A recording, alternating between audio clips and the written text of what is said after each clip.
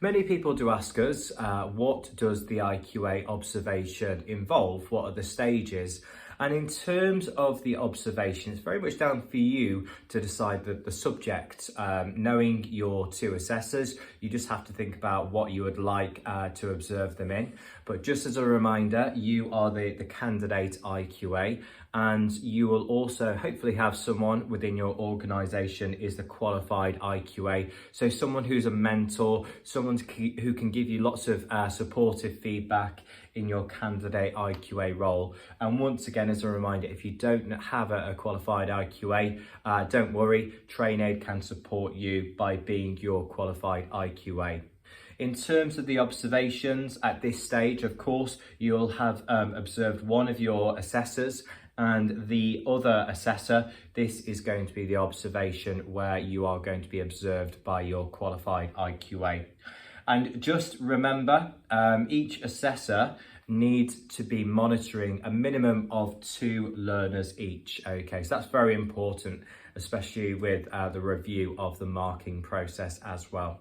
But just behind me, we have the different stages, which we will go through in our video playlist as well. Okay, so stage 1 is the meeting with the qualified IQA, just to talk them over what is going to be expected within the observation of the assessor.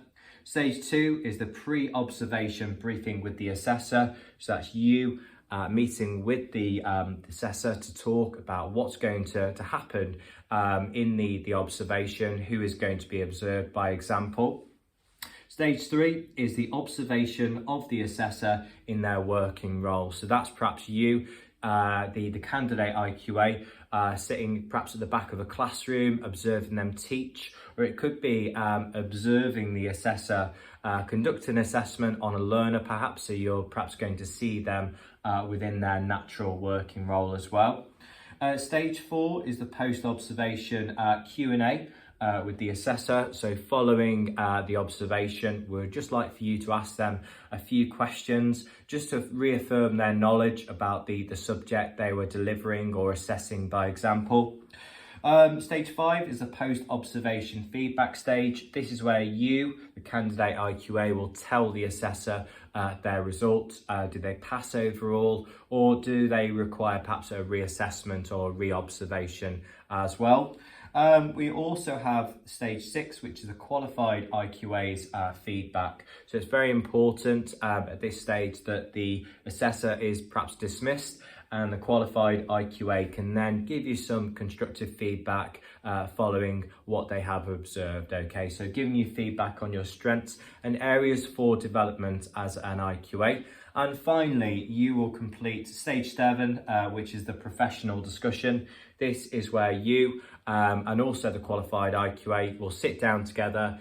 You will complete a 2-page professional discussion form, looking at your IQA journey and seeing once again your strengths, areas for development and any improvements to take forward. We are going to go through each of these stages in turn, but once again, have a think about who is your qualified IQA and who is going to be providing you with constructive feedback.